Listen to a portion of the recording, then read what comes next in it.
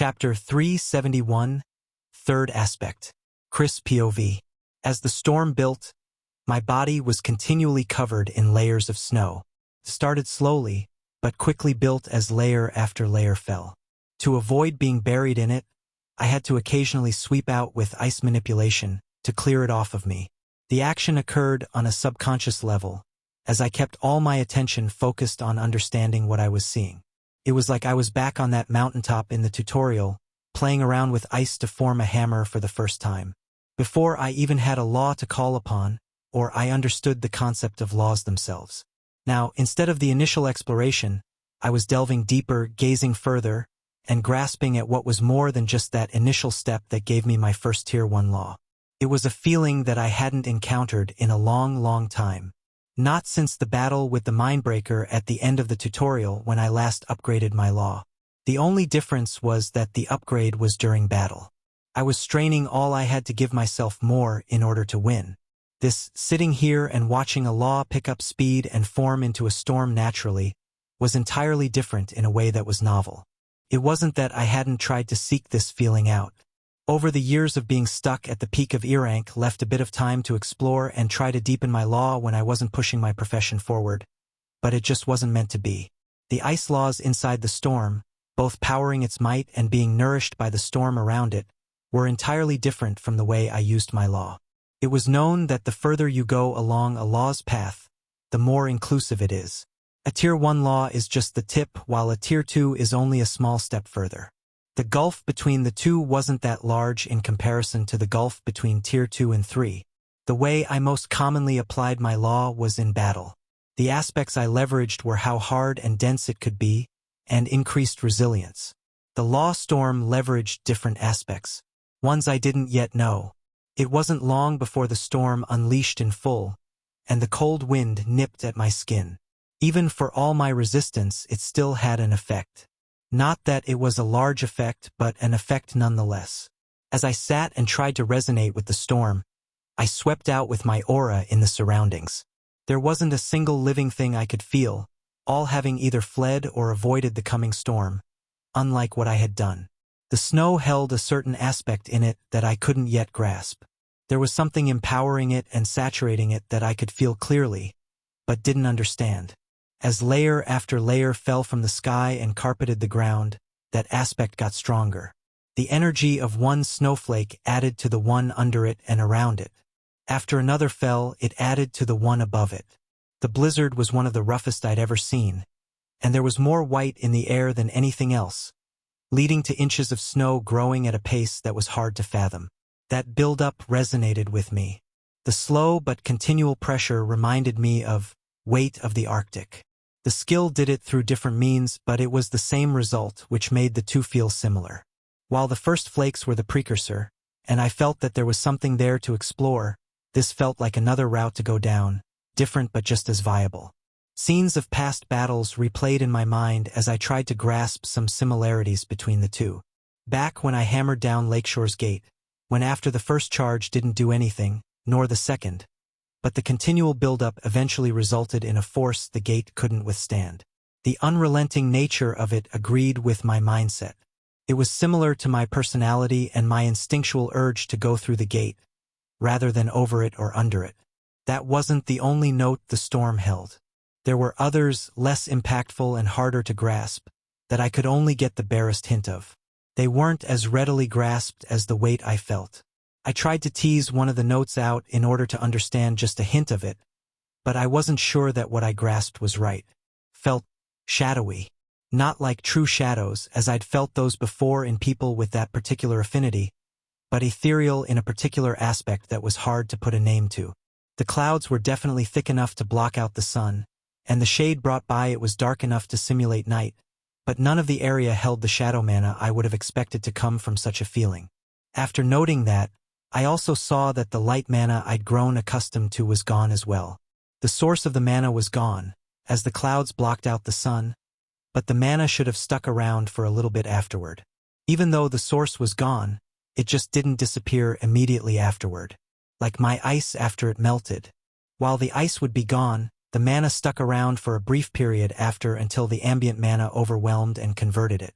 Without a source to draw from and create more of it, it would eventually be ground down, but the light mana in the area wasn't like that.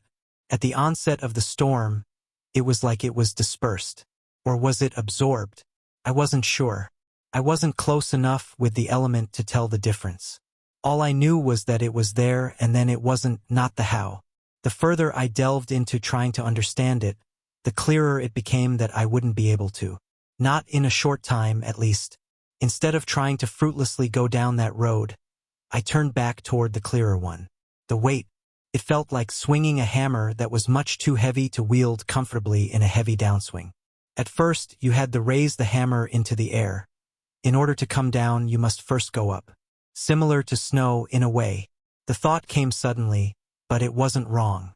Water first came from the ground before it came back down as snow. The metaphor was a stretch, but it helped put the two on the same plane. Since the hammer is too heavy, raising it is difficult and slow, but once the apex is reached, the rest is gravity. Its descent is equally slow at first, much like the first few layers of snow. It needs time to gather speed, or in the snow's case, to add the mass of further layers. Just like weight of the Arctic needed time to gain speed. It was then that I realized the influence the past few years had on my thought process. The first thing I did in order to gain a bare understanding was equate it to my skill. The next thing I did was relate it to lifting a hammer. Both were things I wouldn't have done previously. Not even when I first gained my law was this influence so high. Not that it was a bad thing, but it became readily apparent now that I had noticed it. A person was the sum of their choices and actions, and that was more clear now than it ever was before. Ice manipulation caught the snow falling directly above me, and a flat circle was soon formed. I only grasped the bottom layer with my skill. All the rest was left to accumulate rather than be manipulated directly. After the first, a second soon formed and another after that. My skill held fine for the first few. The weight of a few inches of snow wasn't nearly enough to cause it to waver. It wasn't at the rare grade anymore, but it was still enough. After a few feet, it became a slight strain. It wasn't just the snow I was holding up. There was something metaphysical making it heavier than it should be. It became increasingly hard to hold up, and it got even worse as I had to employ wind manipulation too. The cylinder of snow above my head kept getting blown off if I didn't. Neither skill usually caused this much difficulty, but the majority of my focus wasn't on them, but on trying to realize the aspect inside the snow. The wavering got worse, and some snow fell down upon me, but I recovered soon enough. I thought I'd break when all of a sudden, the strain lessened, and a small chime sounded. I knew it wasn't my law, sadly. It was ice manipulation upgrading back to rare. It must have been close to epic before if it regained its grade so quickly. The upgraded provided a bit of ease that was instantly noticeable. The strain of holding up the many feet of snow diminished. I also felt the difference between the two manipulation skills grow. One was at rare while the other was still at common. Using both at the same time made the difference in ease and control impossible not to spot, but I didn't dwell on that long. The pillar of ice grew, and I turned back to it instead. I felt the growth slow, and knew that the storm was moving past me. I wasn't sure how long it had been going, but it felt like a long while already. It was surprising it hadn't already moved on. Reluctance flared, as I didn't want it to end so soon, but I quashed that quickly. Impatience would only make things harder, as I had learned while forming my anchor. The more I wished for it to happen, the further away it fled. Instead, I settled back in and just felt. I didn't worry about the storm waning or think about anything else. Not even the two skills I was keeping active drew much attention. I'd had them going for a while now, which made it easy to overlook. The strain was there, but that actually helped, rather than hurt. It added a physical feeling to the law that made it somewhat easier to immerse myself in. Before long, the snow stopped completely, but I stayed still and kept at it. The law energy in the snow began to wane not long after, without the storm to replenish it. Right as the last of the energy dissipated, I felt it. The connection I had been striving for solidified, and my law expanded. It wasn't a tier increase, my law was still tier 2, and no chime signaled its upgrade, but I could feel the expansion of it in my spirit. Another concept had been integrated and understood, and now I could use it. I smiled and let all the snow drop down on me. Quickly after, the exhaustion that I had been keeping at bay came back with a vengeance. It felt like I hadn't slept in days while also doing backbreaking labor during those days. I thought about getting up and grabbing my pack, but I decided not to. I was covered in a few feet of snow, and it was actually quite warm. The only thing I had to do was make a small hole for air, and I wouldn't have to worry about anything else. In addition to adding an air intake, I also molded the snow to my body, making it feel like the most comfortable bed in the world. While I was still a distance away from a Tier 3 law, I was one step closer. There were now 3 aspects I'd integrated, and the 3 were probably the most in tune with my fighting style that there were. Hardness, resilience, and heaviness. Probably wasn't a coincidence that those were the aspects I'd understood first. Chapter 372 Departure. Chris POV. A grin so large that it split my face in two appeared on my face as I felt out the new aspect. It would take some getting used to, but I could already see it adding a lot to my strength. Heaviness was close to the essence of how I fought. If I could somehow imbue that into my hammer, that would make every blow that much more devastating. Using skills like Meteor Blow and Hammer Reverberation would only increase it further. Packing up didn't take long, and it only involved getting dressed and digging up the pack I had buried. The many feet of snow was trivial to deal with even before ice manipulation upgraded.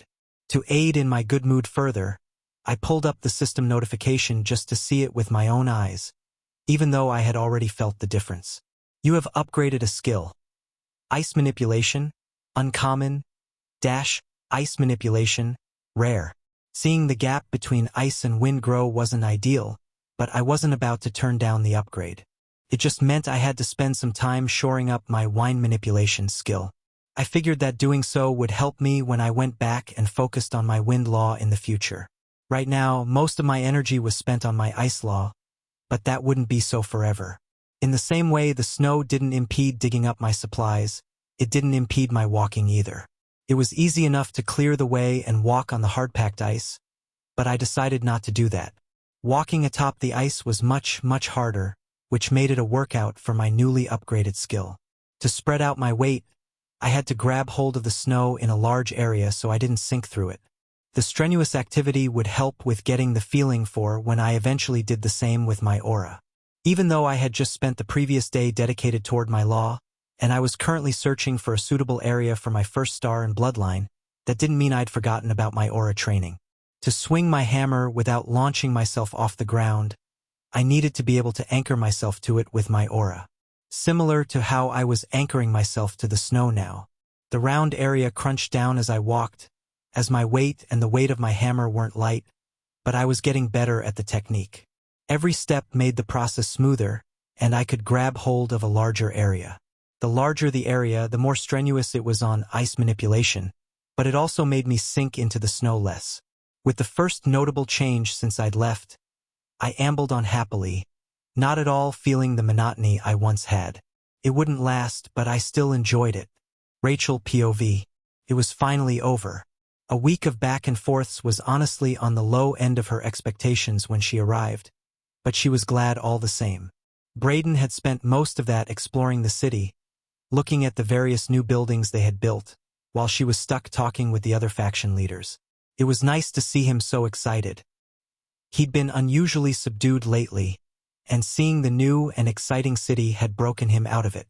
For that alone, Rachel was glad they had come, even if it did cause over a year of disruption to her other plans.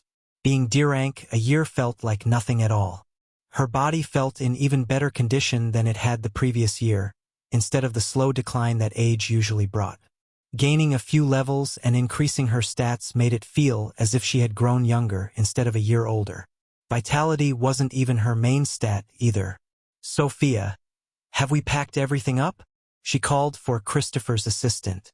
Yes, my lady, everything is ready for departure, Sophia answered. The my lady bit had grown on her, even though she had thought it awkward at first. Felt nice after she had gotten used to it. Then let's set off, Rachel said. The sooner we make it back, the better. She was already dreading how long the trip would take, but that was what she had signed up for. Maybe she would stop and hit a few dungeons on the way back to make it exciting? Just as she was boarding the wagon to leave, she saw that a visitor had arrived to see her off before she left. A visitor she had hoped to avoid. Ashton. To what do I owe the pleasure? She stepped down from the carriage and walked to where the man was standing. Rachel, he nodded in greeting. I had hoped to catch you earlier, but there didn't seem to be time. I hadn't expected you to be departing so soon after the assembly ended. His eyes drifted toward her packed and ready retinue. As you know, it's a long way home, she said. Best to get moving quickly. Yes, that I know. His face showed that he was looking forward to the trip home just as much as she was. Not at all. Do you mind if I delay you for a short time? I have something I'd like to speak with you about. Rachel knew what it was and wasn't that enthused about it.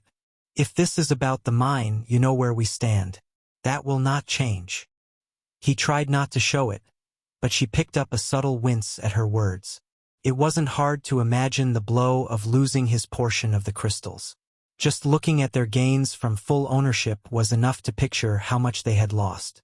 I've already sent my apologies before, but I will do so again now. I hadn't expected them to attack the mine, or I would have said so. While it wasn't our resource alone, we still had a stake in it. He tried to explain. Somehow, I don't believe it is as simple as you make it out to be, Rachel said instead of what she had thought. Chris would have called him out on it straight up, but she had spent the last 7 days trying to at least be civil. She hadn't been perfect, but she had at least tried.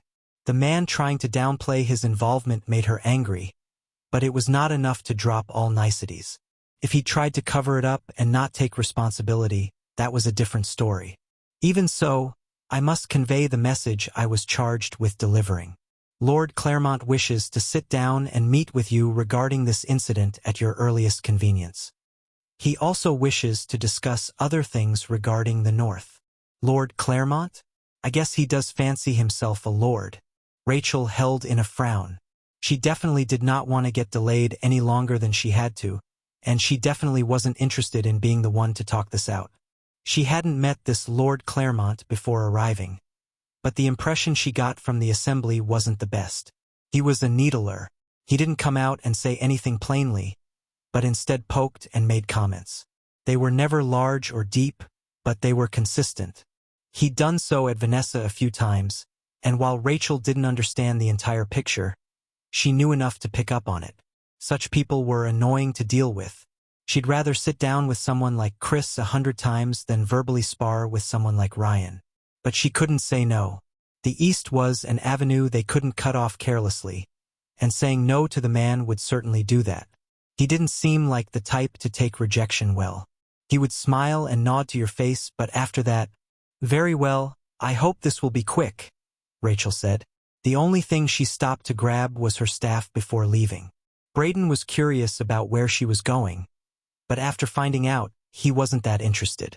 Luckily, Sophia made note of a few things to remember before sending her off. Following Ashton to where New Canada was staying didn't take long, as all of the representatives weren't placed that far away from one another. Tracy and Rhett were kept separate, but even they weren't that far apart, considering they were all on the same block. Their accommodations weren't that much different from her own, so she didn't focus on them long. Ashton ended up leading her into a room with 2 people in it. The first was Ryan, while the second wasn't someone she had met before. Her first thought was either an aide or helper of some sort, but she dismissed those thoughts. Someone with that much strength wouldn't just be a mere aide. A guardian? Bodyguard? She wasn't sure. Both Ryan and Ashton had brown hair, while the newcomer had dark black hair. They all had the relatively pale complexion she had come to expect of Canadians. Rachel, nice to see you again, Ryan started. I know you've met Ashton before, but this is Pierre, my guard captain. That explained the power she felt from him. It was concealed well enough to hide his affinity, but it was clear he wasn't a mage. He didn't have a core, and those were notoriously hard to conceal. He didn't give off a healer's aura, so either a warrior, ranger, or rogue of some sort. Neither one had visible weapons, with the only armed people in the room being her and Ashton. Openly, at least. She held her staff while Ashton carried his sword, but not his shield, and also wore no armor. If a fight broke out, even as improbable as that was, she didn't fear much. None of them were mages, and no one in the room had bows. As long as she kept a distance, she would be fine. That didn't mean they weren't powerful. Ryan was a titled baron after all. It was just that she was confident in getting away if it came to that. Not winning. She didn't know enough about them and their skill set to claim victory. Ashton was the weakest in the room, and he'd made great strides since the last time she'd seen him. Ryan and Pierre were both a step above him, but they concealed themselves well enough that their upper limit was hard to make out. It won't be long until he turns Fort Hope into a barren city. Based on what she was feeling from Ashton, there'd be another baron in the north soon. Ryan, Pierre. Rachel greeted and sat across from them. Ashton stood behind the two seated men, making the room lopsided, but she didn't focus on that. If that was the man's intention, he didn't know her well enough. I feel I should start by apologizing on Ashton's behalf. I certainly hadn't seen what happened at the mine coming, especially not the demon summoner being Lakeshore's lord. Ryan said amicably, I will be sure to convey your apologies to those who lost family. Rachel's face stayed passive, but her words certainly weren't. If the man wanted to wheedle his way out of taking responsibility, she wasn't going to let him. She knew what he wanted from this meeting, and there was no way they were getting any portion of the mine back. They were lucky to have kept it for as long as they did. There were those in the family who tried to advocate for reducing their ownership over time, but Chris said no every time it was brought up. He said, an agreement was made and we will stick to it. If they hadn't broken that agreement, they'd still be getting their portion of the mine even though their aid was no longer needed. It had been a long time since they'd needed Fort Hope's help at all, yet they kept paying them their share. Seeing how he wasn't going to get anywhere with the mine, Ryan pivoted. If there was one thing the man was good at, it was that, reading the room and knowing when not to push. Conveying my sympathies is more than enough. The last time our two factions were together was during the test, and there wasn't a whole lot of time to discuss other matters. Now that we are here again, I couldn't help but feel that this is the perfect time to discuss a few things. Mainly, I wanted to ask if there had been any developments in your investigation into Victor, Ryan asked. Rachel scowled at his mention of Victor. She was the one who had taken over the city after his death, and she dealt with the citizens daily. That let her see firsthand how the man had run things and the aftermath therein. It wasn't pretty. She was still dealing with his lasting effects on the populace. Abigail's discoveries only painted the man in an even worse light, the little she managed to uncover. Other than the fact we suspect he was behind the demon summonings, we haven't found out much. Even the people who survived the battle weren't able to give us any information. Every time we tried to interrogate it out of them, it was like a force was resisting us. Even if they wanted to tell us, they couldn't. They were somehow being restrained by the contracts they signed. She said, holding the frustration from her voice. Ryan sighed. I had hoped that after his death all mentions of demons would be behind us, but he was far from the only one dabbling in it. I've heard mention that there have been other sightings of demons in the south. Rachel had heard the same. Nothing large, just a few scattered sightings here and there and a dead body a hunter brought back. But where there was one, there were others. Humans will be humans. There will always be some who seek out the shortcut to power. She answered. Demons would be a continual problem, she thought. One that would come up again and again. But I'm glad the north is past such things. From the coast to as far west as Frostheim and Emberhold is now covered by the formations, so we will know if any are summoned in our lands. Ryan said. That much was true. We've also given the formation to Marcus, Jayla, Patrick, and Vanessa as well. So the coverage of the south is not as sparse as it once was. She mentioned offhandedly. She didn't know if all of them had implemented it, but she doubted they hadn't. Chris had given them his seal of approval that they didn't contain anything other than what was advertised.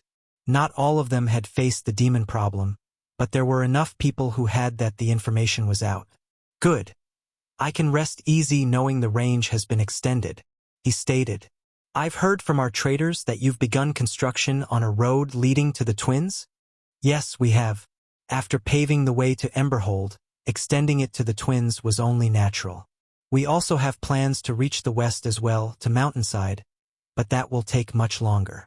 She answered, not surprised the man knew about their transportation efforts. It was a continually ongoing work effort. What would your thoughts be on building one in the direction of Fort Hope? If both sides worked to meet in the middle, it certainly wouldn't take long to complete. He posited. That I can't say. I don't know how much has been done since I've been gone or what their current plans are. I certainly don't know what the picture will be once I make it back, she said. Jonathan will be interested to link our two factions together through trade, that much I'm sure of.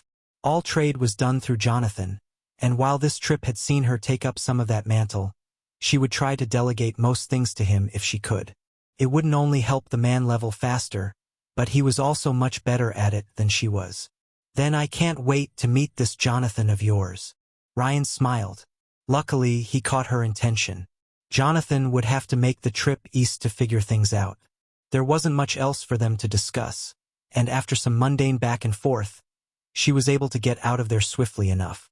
She'd made her points known, and while Ryan annoyed her, he was an apt leader in that regard. She was just glad she was finally on the road home. Chapter 373, Interlude. A young girl's birthday. Months ago. Chris POV. Location Frostheim.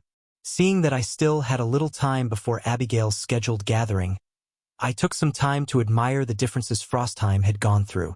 It was so easy to forget what the city had once started as, compared to the monolith it now was. Hundreds of acres of forest around the city had been cleared to make room for an expanse of farmland. Farmers were out in their fields harvesting the last of the winter crop, making way for the spring plant. Getting seeds that grew in the winter from the frosty merchant had more than doubled our yearly food output. And it was much needed, too, as the population increase hadn't slowed as the years went on. It also helped that it tasted good. Winter rye made the perfect bread. While taste was important, amount was even more so. The double harvest we could pull off helped keep our growing city fed. Not to mention the children. Not many babies were born after the change happened. The upheaval and the chaos worked to stamp down on new births, and it wasn't until people felt safe and secure that it began to change. It started after the walls were built, and only increased since. The amount of schools Abigail had to plan for was nearly double what she had thought. Healing magic and endurance did a lot to ease the burden of childbirth.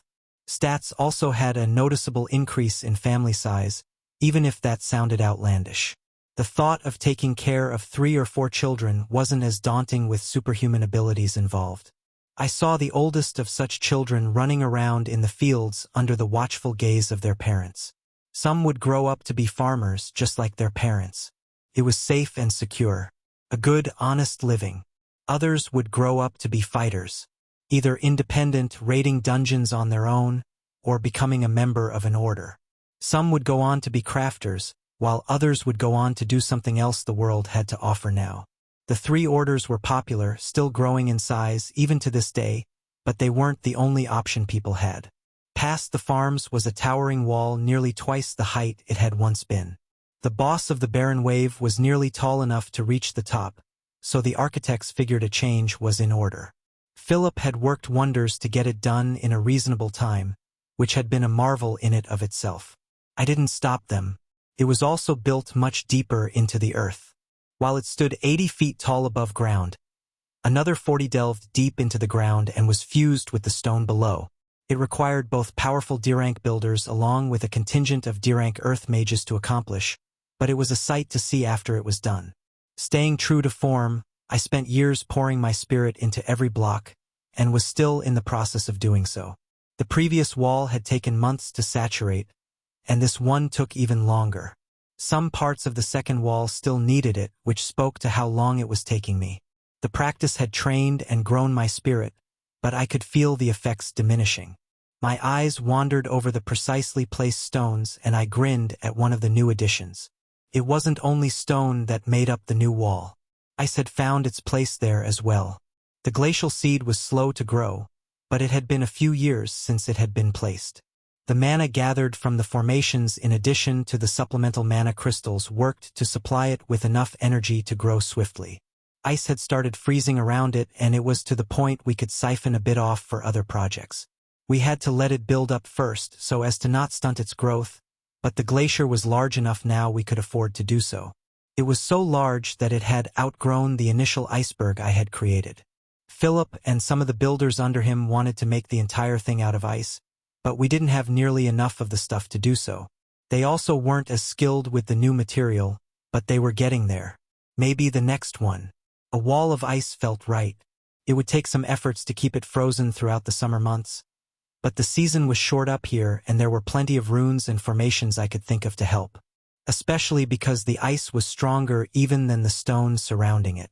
A wall made entirely of the stuff would be an imposing sight to any opposing army. Not to mention the strength of the ward that could be layered on top. The ice was forged from the mana and essence of the glacial seed, which made it very, very receptive to any prospective enchantment engraved upon it. Still, for now, we settled for a mixture of stone and ice. The new ward running through them made it orders of magnitude stronger than before.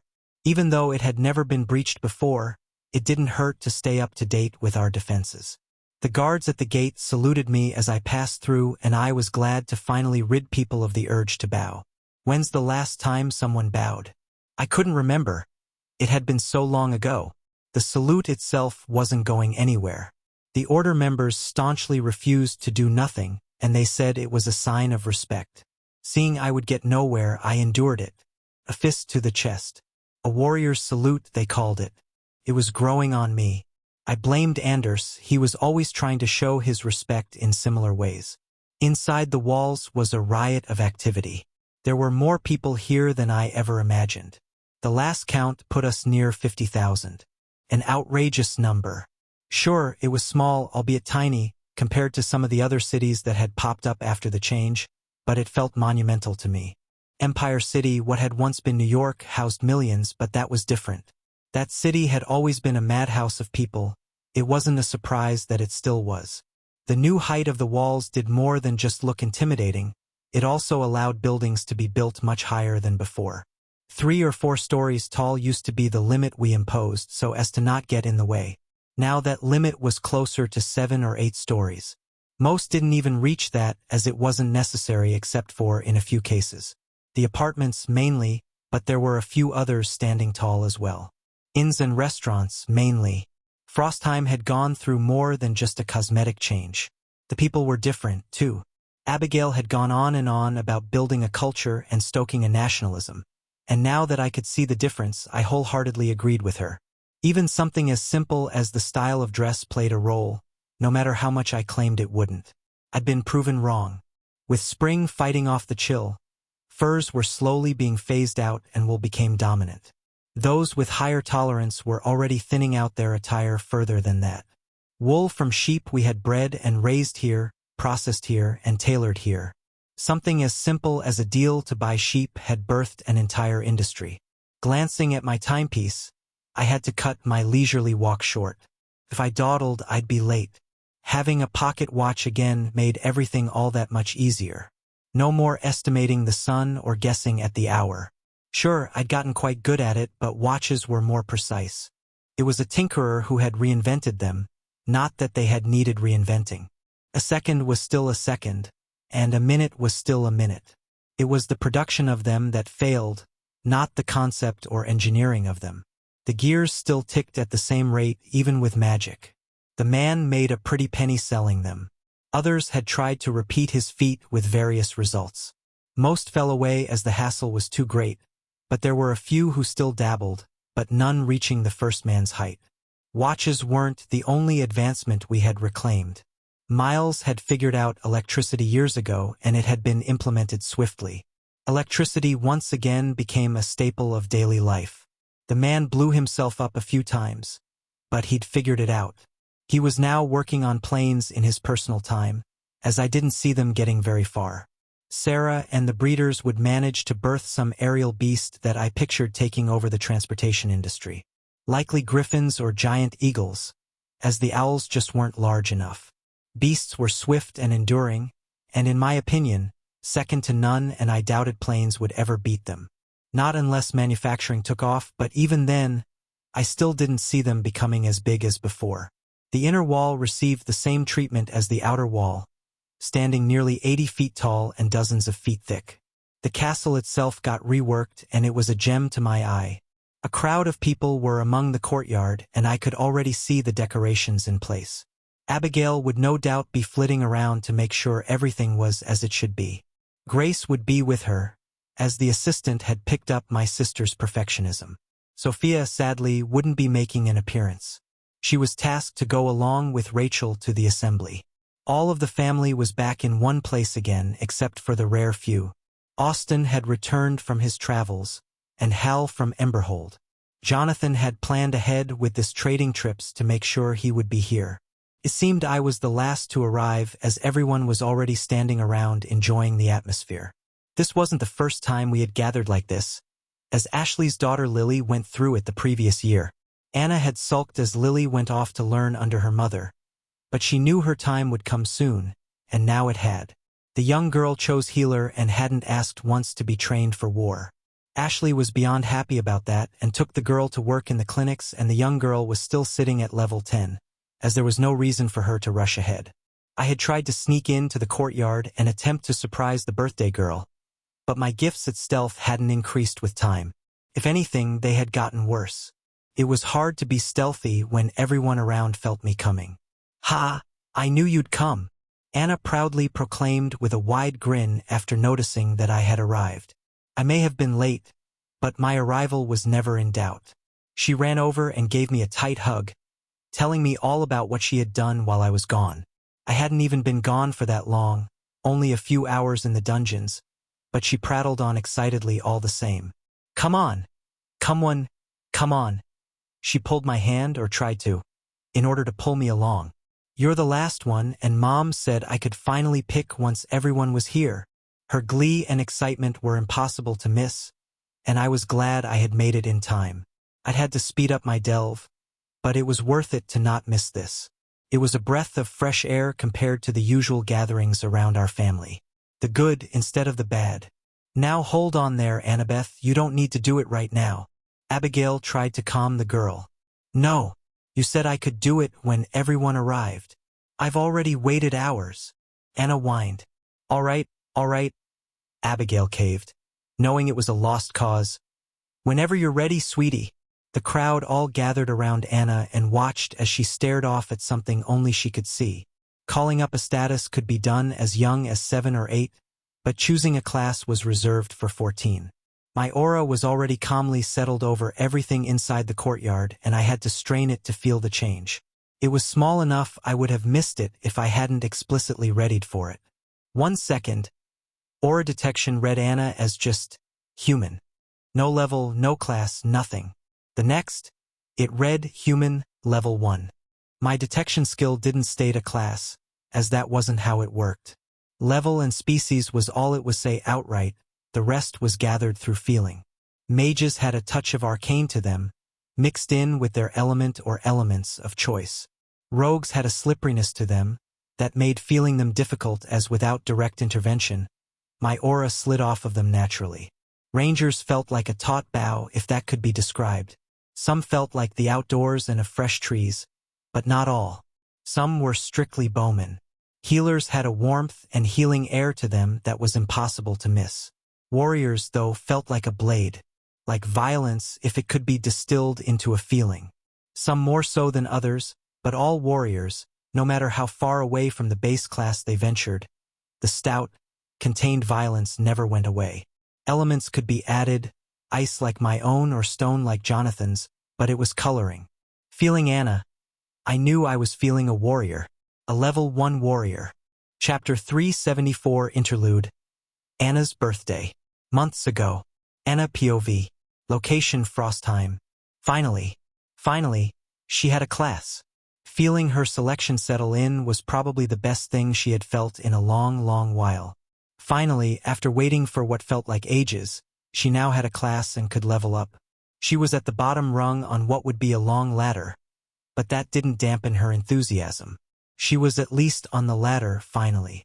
Not being able to do anything like the rest of the family had been killing her. They all got to fight, explore, play with magic, and all the other goodies that came with the change, while she only got to sit and watch from the sidelines. Not anymore. Status. Name: Annabeth Stevenson. Race: human. H class: warrior. Level 1 profession: none. Faction: Frostheim. Strength: 8 agility, 11 perception, 13 fortitude, 9 endurance, 10 vitality, 14 intelligence, 15 wisdom, 14 acumen, 12. Free points: 0. Laws: none. Skills: none. Coins: 0. Skills available. According to her parents, her starting stats were a lot better than what they had both started with. Even Uncle Chris hadn't had as many stats as her. They were quick to point out that the difference was mostly negligible, but it was still there. It would help her for the first rank while she was still an H-rank warrior, but they wouldn't do much after that. She had to build upon that lead in order to make it into something worthwhile and game-changing. That was where training came in. "Come here, Anna," her mom said sweetly. "We want to test your affinity." Anna already had a guess at what her affinity was, but she wasn't certain. She knew that it wouldn't be explicitly told to her until after she reached G rank, but there were ways to test it beforehand. One way was for someone with the affinity to test her personally, but that only worked if they had the same affinity. With so many people here, it was likely that at least someone had the same affinity as her, but it wasn't 100%. There was always the chance that she had a rare affinity or a combination of affinities that someone here didn't have. But that wasn't a problem. Even back when Lily had her class day, they had purchased an artifact that could test for affinities. Such artifacts weren't all that popular because many saw them as a waste of money. It didn't help they were rather expensive. The system itself told you your affinity when you reached level 10. What was the point of knowing a few levels early? Luckily, her family was willing to buy one for when all the children finally came of age. Even though Lily was first to have her class day, it wasn't even needed. They had still used it to make sure, but with nearly half the family having the water affinity, they were able to tell that Lily had the same affinity as them without the test. Anna smiled at her mom's words. If she wanted Anna to get tested, that meant she couldn't tell, and if she couldn't tell, then she didn't have just a water affinity. "It's not Earth," her father said a little bit sadly. She knew he was hoping for her to have his affinity. "It feels like water, but there's something else making it difficult," her mom said. "I sense a touch of ice, but not fully," Uncle Chris rumbled. Hearing him say that made her smile light up. "If I have ice, I can be like Uncle Chris," she thought excitedly. Then she heard the rest of what he said. Not fully. Did that mean that she had ice mixed with something? Austin looked a bit upset. "I don't sense any light or fire. My protege goes down in flames before she can even begin." Anna stuck her tongue out at him. Her mom finally placed the artifact on her chest, and it went through a rainbow of colors very quickly. Anna wasn't scared because she knew what was happening. The device was placed above her mana pool, and all of the colors were what tested for different affinities. Whichever one resonated was the one she had. Lily had undergone the same thing before the artifact flashed a vibrant blue for water. Even though everyone knew what the answer would be, they tested her anyways to be sure, both in their assumption and in how the device worked. She waited excitedly for what her affinity would be. Red, orange, brown, gold, silver, white, green, brown again, pink, black. The colors went so quickly that it was sometimes hard to tell one color from the next. After a few moments, the device had cycled through all of its colors, and it was time for it to flash with the one she had. Her eyes peeled. Anna stared at the device as it lit up a vibrant blue that which she knew was for a water affinity. But that wasn't all. Only half the device was the vibrant ocean blue. The other half was a pale, icy blue that she knew was ice. Ice and water. A combination. Snow. Her mom said after the device finished. A snow affinity. Anna wasn't sure how to feel. It was unexpected, and that confused her for a moment. She had hoped for ice like Chris and Gabe, and technically she got it, but she also got water. She chose to be happy about it. Having both meant she could still have the ice she wanted, while still also having another affinity. Plus, water and ice went well together. Like ice and wind. She wasn't able to dwell on it long because not long after came the congratulations from her family, and something that took her away from pondering on her affinity. Gifts. And these gifts were something she had been looking forward to nearly as much as her class day itself. She got skill shards, weapons, artifacts, and other treasures. There were so many that it was hard to focus on just one thing.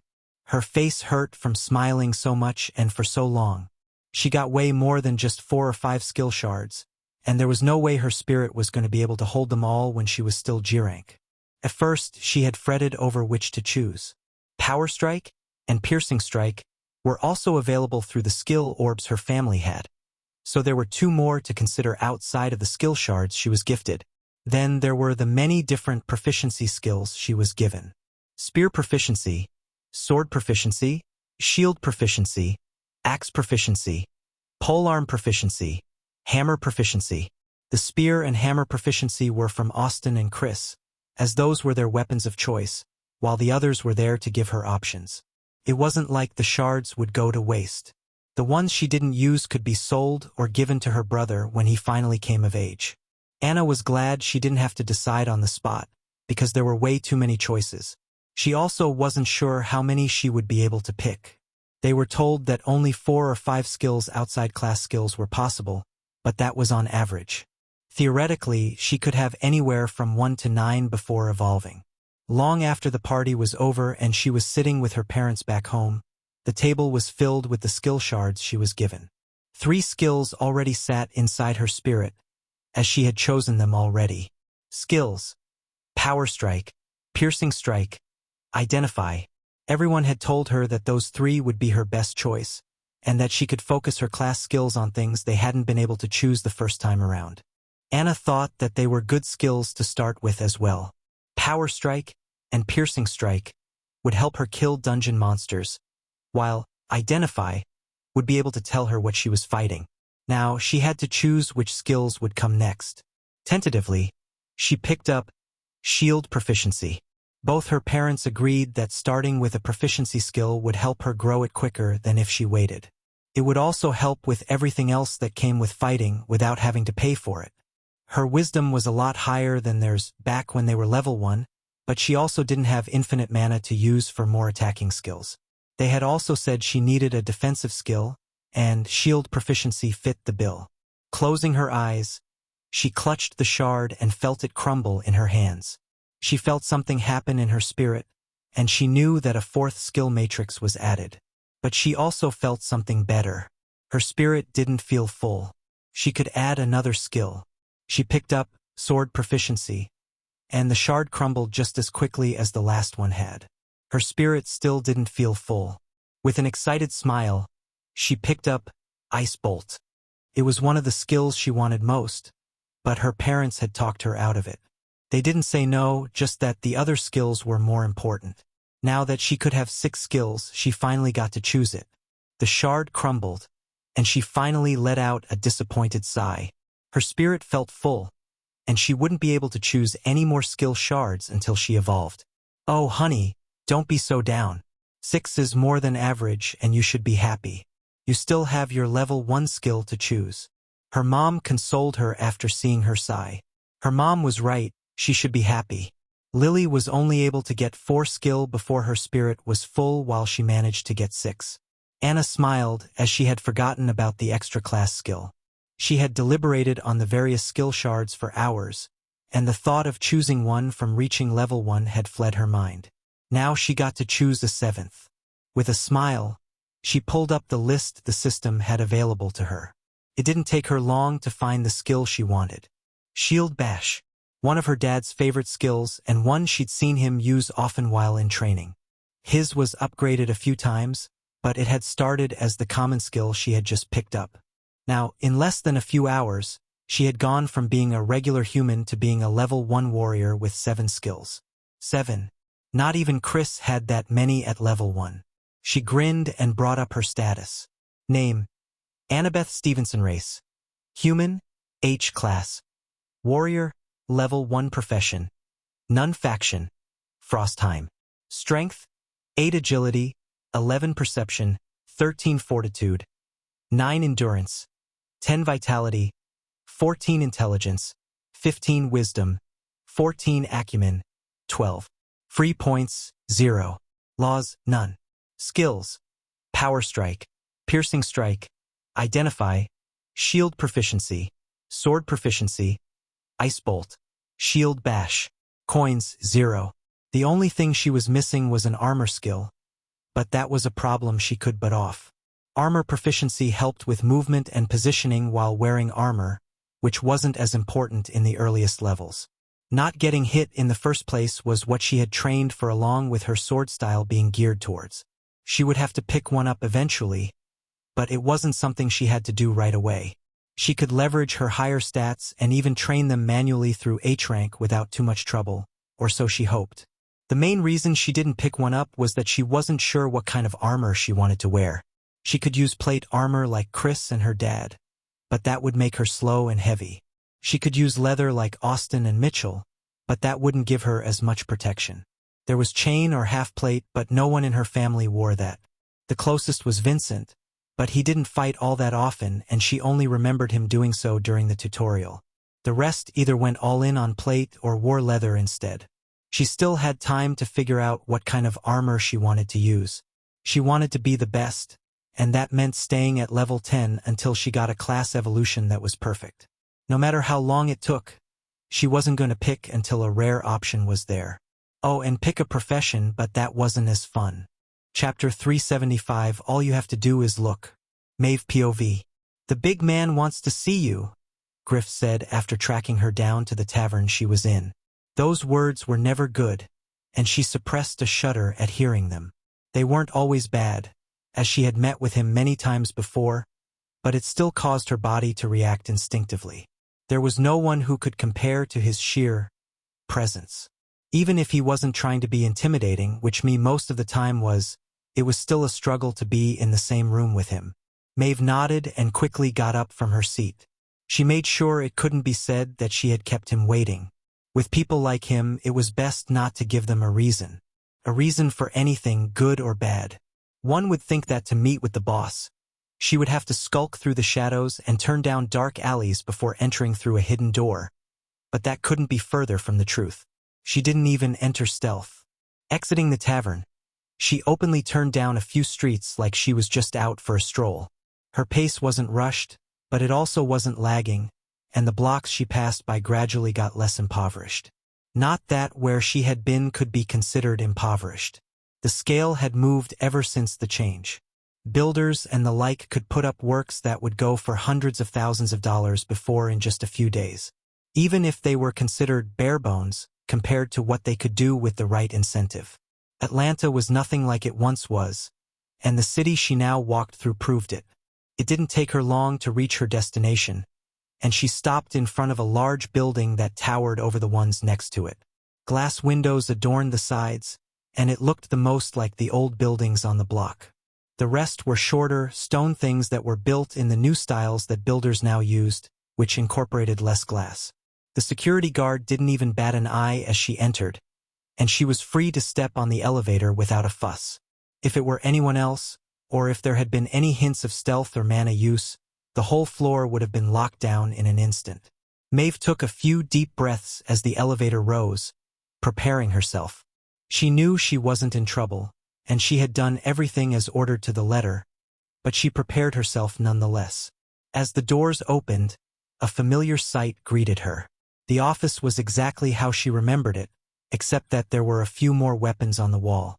Most would see a sword hanging up and think that it was part of a weapon collection, but Maeve knew better. The sword was from an enemy. The boss liked to take trophies from those he considered worthy foes, a proof of his victory over them.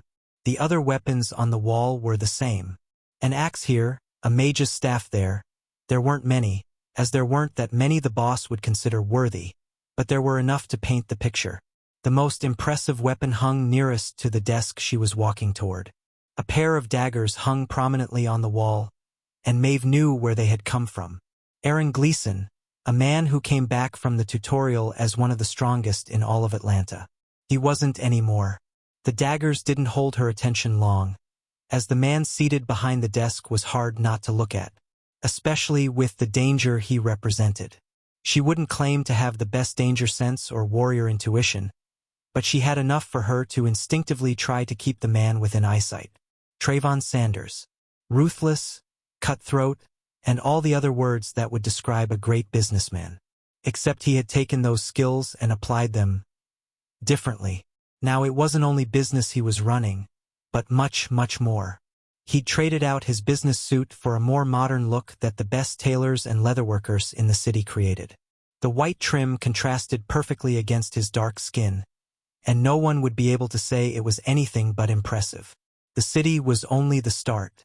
She wouldn't be surprised if he had dealings in half the pylons this side of the mountains. With time, that would grow to all of them. Then he would expand it to wherever else he saw fit. Ah, Maeve, thank you for arriving so promptly as always. His words were level, and the smile he had on his face supported that, but she knew better. The pearly whites were a ruse used to disarm the unwary. You called for me? She dipped her head in respect. Yes, after your wonderful job in the north, I have another task for you, Trayvon said. There's been an order that came in that I need you to take care of. Maeve tried not to show displeasure, but apparently failed.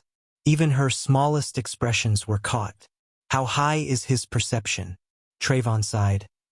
I know I said you were done with these trivial tasks, but I must trouble you once more. Then it shall be so, she said. No one in their right mind would deny him, not unless they wanted to find their way into an early grave. It was best to agree while he was still asking nicely. The order is of such a magnitude that I can't trust it with anyone else. It will wipe out our supply for a while, Trayvon informed. But that's a good issue to have. It just means we need to ramp up production. Wipe out their supply. Who has the gold for that? Better yet, who has the need for that? Where will I be headed? She asked. It was best not to pry, but the location alone would give her enough to put the pieces together. There weren't that many factions out there that had the kind of resources for such a large order. Northwest, he said. And you should pack clothes for the weather. I hear it gets a bit stormy there. For a moment, she had feared that she would be sent off into the far north again, for a trip that would take half a year to complete. But this wasn't so bad. She would be able to get there and back in a few months. Tops. Should I remind him of his obligations after handing it over? She asked. Trayvon chuckled. No, this one isn't dumb enough to sign a contract. Arrogant, sure, but not stupid. He pays a premium for it, but he has no other obligations. A simple drop-off and pick-up will suffice. She nearly wanted to laugh when she heard the word simple. There was nothing simple about these things. Not when meeting with people of such strength. Even the most casual of altercations could turn for the worse quickly. Should I continue to look out for potential summoners? Maeve asked. If this order was to wipe out their supply, they would need to find a way to replenish it. It used to be a standing order to keep an eye out for anyone susceptible, but that had changed as of late. With the anti-demon formation spreading, they had to be more careful with how they went about things. If they weren't, it wouldn't be long until they were discovered. They'd rescinded much of their efforts in the far north for that exact reason. Tracking and information gathering were much easier than they used to be. There weren't as many cameras keeping watch all around the country like there were before, but that didn't matter if someone could use a skill and know who was in the area for the past week. It was even worse for those with less scruples. A high enough leveled mentalist could pretty much get anything they wanted out of a suspect. It would leave them stupid in the head, but they would know what they wanted to know. The only way around a mind search by a mentalist was with a spiritually bound contract or tether that would keep the mind from revealing something it shouldn't. The problem was that those were expensive, and the expense wasn't worth it for people who would more than likely be found and killed after they accomplished what was desired. No, not this time, Trayvon answered. The closest formation should be in the Twins, but I don't want to risk it. Plus, being so close to the surrounding cities, a summoning won't accomplish much. There won't be enough time for them to build up before they are found and slaughtered. The chance of a D-rank coming through is unlikely. Maeve nodded. The area around the storms was one of the most dense in terms of pylons housing strong people. Velmara wasn't that far away, along with Willow Reach and St. Louis. Not to mention Storm City itself. With trade and travel cutting in between the four cities, any demon would be found and killed before it had the chance to do much other than run around. Then, if that is all, she dipped once more, ready to depart, but stopped. One more thing before you go. Trayvon raised a hand to stop her. Since you're already making a delivery, there's another stop I need you to make, but this one's different. Different how? She couldn't help but ask. The buyer tried to be discreet and reached out through a few old channels. They did their best, but it wasn't hard to find out who was behind it. The second drop-off is to the west of the city, and the man will meet you halfway. The timing on this one is more strict, so you'll have to do this one first if you run into any delays. Who or how should I make the drop? She asked. A man named Pierre will give you a code phrase, Trayvon said with a chuckle. I know, amateur, but it was insisted upon. It's like this is their first time, and it probably is. The code phrase is, a falling leaf flows with the wind. Don't ask me what it's supposed to mean. I don't know. Pierre? Pierre. She knew that name from somewhere, but couldn't think of where. None of the faction leaders she knew were named Pierre, and no one else was coming to mind. Wait a moment. Those new Canada bastards who spread the formation have a Pierre high up in their leadership. The same Pierre who Maeve began. Yes, that one. Trayvon interrupted. Funny, isn't it? Could this be a trap? She asked. I doubt it, but be prepared for one anyway. From how it looks, he's done everything he could to make sure this couldn't be traced back to him. No names were used, and the drop is happening way out of their scheduled path home. But they were the ones who... Her thoughts must have shown on her face because Trayvon broke out into a laugh. Oh, Maeve, hypocrites can be found anywhere. All you have to do is look. Chapter 376, Great White North. Chris POV. The days after my law improvement were rather boring. I played around and grew used to the increase, but other than that, there wasn't much to do. That was until I found what I was looking for. My days following the coast were over as I felt the ground become further and further away. The sheet of snow and ice I was walking on became thicker and thicker, making it nearly impossible to feel any earth under my feet. The only other thing I felt was a touch of water, which meant only one thing. I had finally hit the ice shelf. It took me a long while to find a piece of land that connected to it, but I finally did. The last time was much easier, as the ice shelf extended much further south during the winter, but I still managed it this time. While hitting the ice shelf was a task in and of itself, that wasn't what my excitement was entirely about. Sure, some of it was about that, as I wouldn't have to keep walking aimlessly, but it wasn't all of it.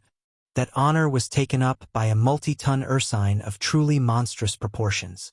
Dire polar bear, 125. I'd seen pictures before and even felt one's aura before, but this was my first time putting eyes on one. They were... something. My head only came up to barely shoulder level, and I wasn't a short man. That was in addition to the boots I was wearing, which added to my height, giving me an extra few inches at the top. Other than its height, its bulk wasn't something I could have pictured. I knew they would be large. We had a few bears around Frostheim, but not like this. Polar bears were the largest species of bear there was, and if the previous convention still held, the largest carnivore on the planet. That could have been altered since the change, but that was still something to make note of. What really struck it home and made the sight something I wouldn't forget for a long while was the fact that this was probably one of the weakest ones. All of the more powerful bears would have territories in better spots, either closer to the pole, where the Arctic mana was densest, or nearer to a coast with better hunting waters. Technically, we were near a coast, but not a very good one. I hadn't seen much in the way of marine life, and there hadn't been much else of note other than the monsters from the dungeon break. The storm could have scared some of them off, but I highly doubted that. If things were living this far in the Arctic, some snow wouldn't have sent them running. Also, the mana was dense, but I hardly expected it to be the highest in the area. That being said, even though the beast was most likely on the weak side for a bear, that didn't stop the wellspring of power the beast gave off. I'd faced beasts of a similar level, and none of them felt nearly as threatening as the bear did. Even the 12th floor bosses in the dungeons, which were level 120 boss monsters, didn't feel as dangerous as the bear. These things were the kings of their territories, and I was about to intrude on one. Just as I had noticed the bear ambling somewhere on the ice, the bear had noticed me. A part of me wanted to curse my lack of stealth, but it wasn't something I could regret now. Even if, in the end, I would have tried to fight the bear anyway.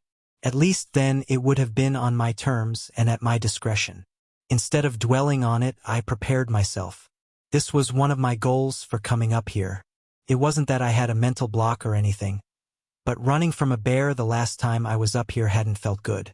It rubbed the wrong way, as it was one of the few times I had run from anything, and that left a sore spot to look back on. I knew it was for survival, and only an idiot would stand and face a beast so far above them in what would have been certain death. But now that I was stronger and I had evolved, I wanted to prove to myself that I could do it now. That being the case, when the bear noticed me, I didn't turn and run immediately. I dropped my back, covered it in a layer of ice to protect it, and ripped my hammer free. Sensing the very real threat, I didn't hold back. Glacial heavy plate formed sheets of ice around my armor.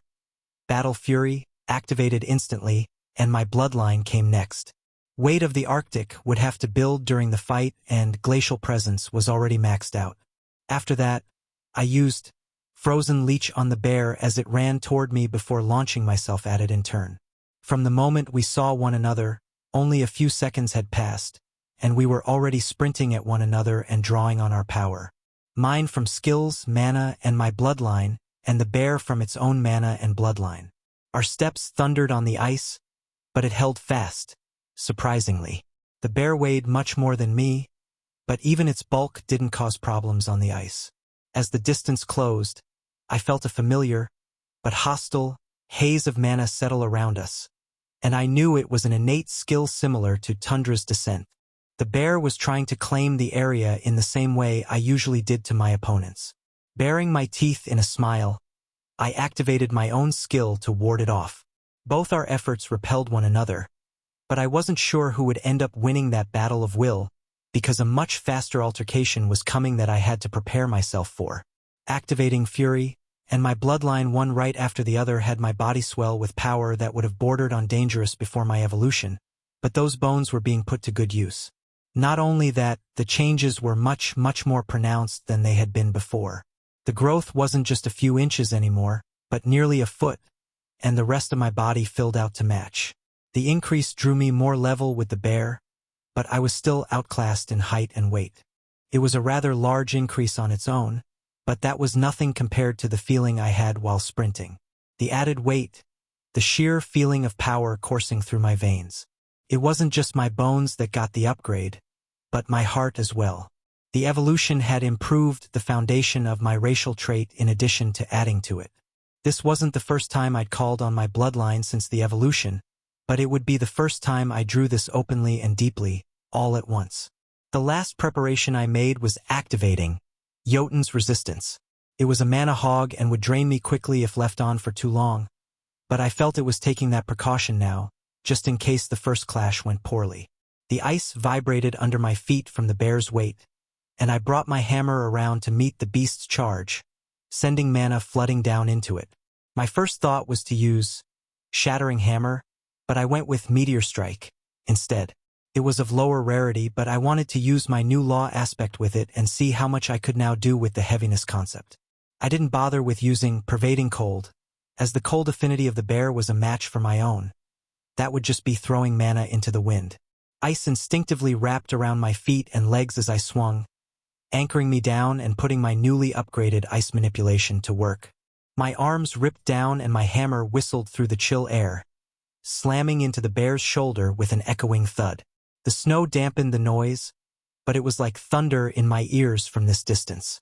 The bear roared in pain, but that didn't stop it from completely bulldozing over me.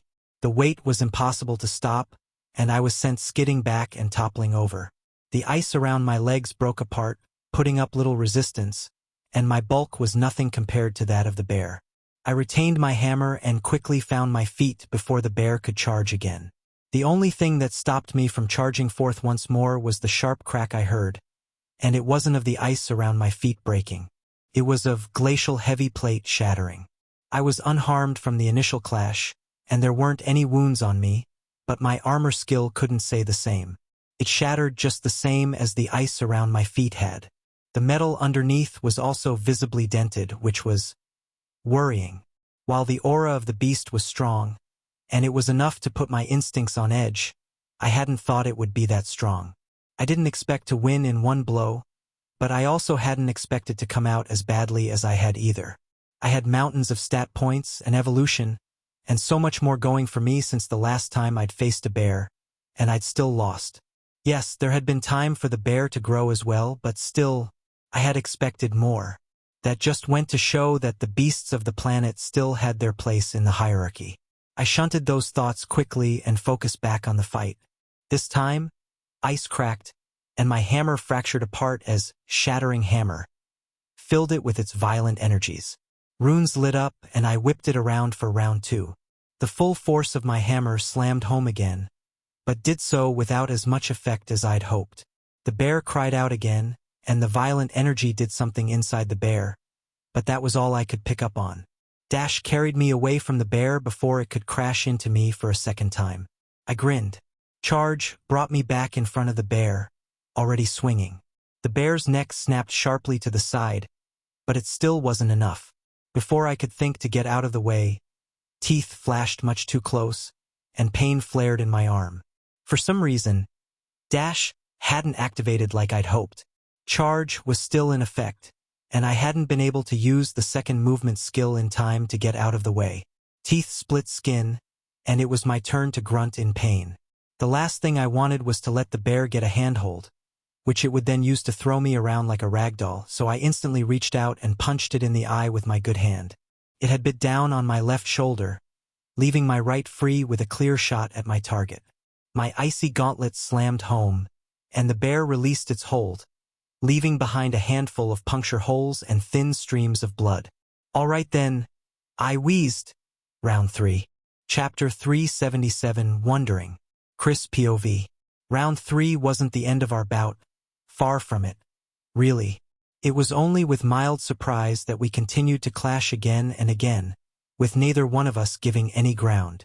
There were times when I was sent flying back and times when I sent the bear skidding away, but we were right back at each other a second later.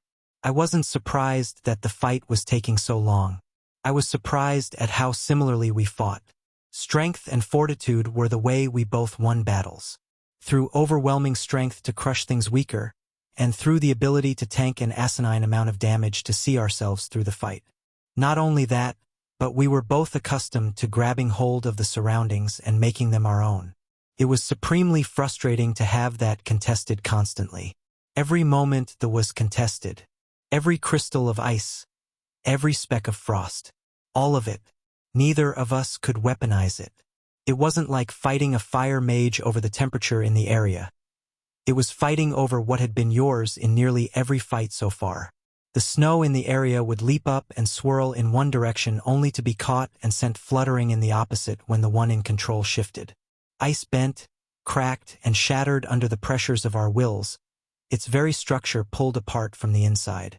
Even my law wasn't that helpful, as the bear had one of its own. It was a different law, constructed from different concepts, but it was slightly stronger. I suspected that the bear had been in D-rank longer than I had, along with constantly being in an area suited to it, which meant its law was slightly better than mine.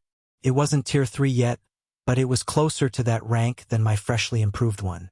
An extra concept or two saturated it that I couldn't make out. During the fight, while we were both hitting each other for all we had, wounds began to build and frost over my body. Nothing serious, but enough to draw blood and complicate things.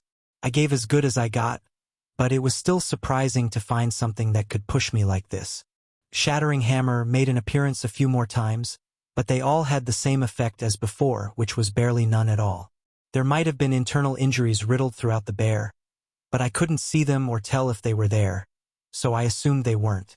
The tipping point came slowly. We were both strong, we were both tanky, and we were both fighting over the cold, but the bear couldn't keep up with my growth. Where its strength was peaked at the start of the fight, mine wasn't. Weight of the Arctic pushed my power further and further during the fight, which the bear couldn't keep up with. It was slow, but it was enough. Exchanges I had come out the poorer for previously turned the other direction. My hammer that used to slam down to minimal effect began to rocket down with resounding force. Blows that used to break skin and send me tumbling became blows that I could shrug off and counter after. As the fight lengthened, the scales tipped further, which left me where I was now. Huff, huff, huff. Fucking hell. I wheezed. What a spiteful bastard. Blood pooled under me, and ice crystals glittered on my face from sweat. My hammer lay beside me in a similar state to my own body, bloodied but victorious. The area for over 100 yards was ravaged from the fight, but it had finally ended. The massive animal lay still beside me. The light in its eyes had gone out, and its essence had rushed into me to the tune of a chime. A level from one fight alone. Not that such a battle wasn't deserving of a level, but it was surprising that one beast had given me so much. It felt like I gained double what I should have, but I wasn't sure why or how. It also didn't come without a cost. Blood seeped from my chest and colored the snow under me. The wound wasn't fatal, but it was deep. My ribcage was the only thing that had stopped the blow from being worse. My bloodline had nearly faltered near the end, but it had done enough to blunt the worst of the blow. The metal of my armor was punctured like it hadn't even been there at all. The same with Jotun's resistance. The mana fortifying my skin and muscles had been cut through like butter. The last-ditch effort from the beast had nearly done me in. It had used some kind of bloodline, skill, mana combination to nearly maul me to death, and if I'd been just a little less sturdy, it would have succeeded. Empty potion bottles were scattered around me as my body knit itself back together. Frozen patchwork kept everything from getting worse, but if I wanted to use it during battles like I had in the past, I needed to upgrade it. The ice that patched over my wounds wasn't nearly strong enough to do much other than be a bother. My own body was too strong for it and tore them back open from moving along. It wasn't the only skill I noticed that needed some love. Shattering Hammer wasn't the finisher it once was. Meteor Blow wasn't as hefty. Pervading Cold wasn't as debilitating. Jotun's Resistance wasn't as infallible. I had known that D rank was a leap up, and my skills had taken a step down, but this was the first time I'd seen that effect so blatantly. After feeling invincible for so long at the peak of E rank, I had just seen that same invincibility torn to shreds in front of a superior foe. If I wanted to continue being at the top, I needed to work my way back up once again. Instead of feeling down because of that, I felt excited. The higher the mountain, the more satisfying it was to stand at its peak. That climb began with betting my law, body, mana, and spirit back into tip-top shape, along with an evolution of my bloodline. My journey continued, and the days continued as well. It wasn't like they cycled by, as the sun hung in the air near constantly now. It got to the point that it was nearly impossible to tell one day from the next. I could keep track if I cared to, but I usually didn't. The sun still moved in the sky, but it never set. Tracking that cycle would tell me when a day had ended and the new one began, but that information didn't help all that much when I didn't pay close enough attention to it. Other than the days staying the same, I also found myself hesitant to go much further. The bear I'd fought was only the start of what I began running into, and being at the outer edge, it was one of the weakest. Saber-tooths, polar bears, herds of mammoths, reindeer, giant eagles, and owls. I was barely scratching the surface, and I knew if I went much deeper, I wouldn't be making it back out again. The Arctic was full of nasty and powerful things, just waiting to tear me apart for any mistake. The good thing was I didn't have to go much deeper. My goal was to find somewhere that would help me advance, and going deeper wasn't strictly necessary. It would help, yes, but that didn't mean there were other places that couldn't help, or be made into somewhere that would help. I still had my formations and runes that could forge a place into what I needed it to be. My bloodline was probably the easiest of the 5 to find a place for. All I needed for an evolution was an area teeming with enough frost energy. My body needed a similar area, but with a touch of wind to make it Arctic, and my mana needed frost essence. I hadn't come across anything that felt like essence, but I'd run into a few places that might work for the other two. My law was definitely the trickiest, besides my spirit. That needed insight and enlightenment, which wasn't something I could force. The longer I spent up here, the more it felt like I was getting somewhere, but I hadn't been able to replicate my feat with the law storm. I'd seen a few more, some more powerful than the first and some less powerful, but I failed to find a new concept to add. Part of it was because I hadn't cemented the last concept yet, and another part of it was because I wasn't able to pick one out that I could see clearly. Heaviness made sense in a way that the others didn't.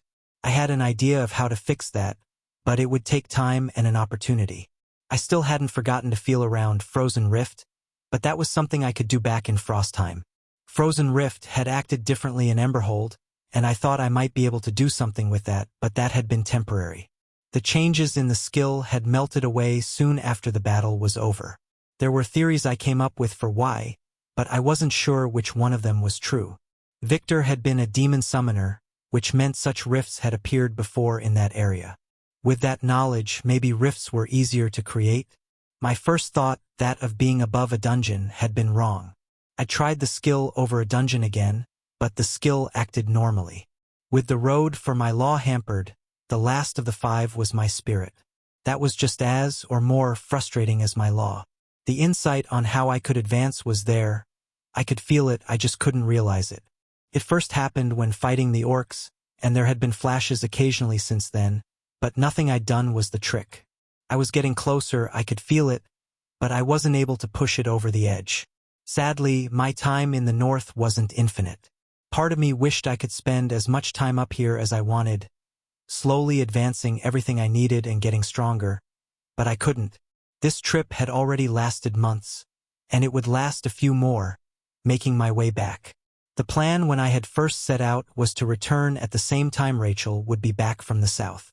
It wasn't only for her arrival, but for a few other things as well. At this rate, by the time I would return, over half a year would have gone by, and there were things I needed to take care of that I couldn't put off forever.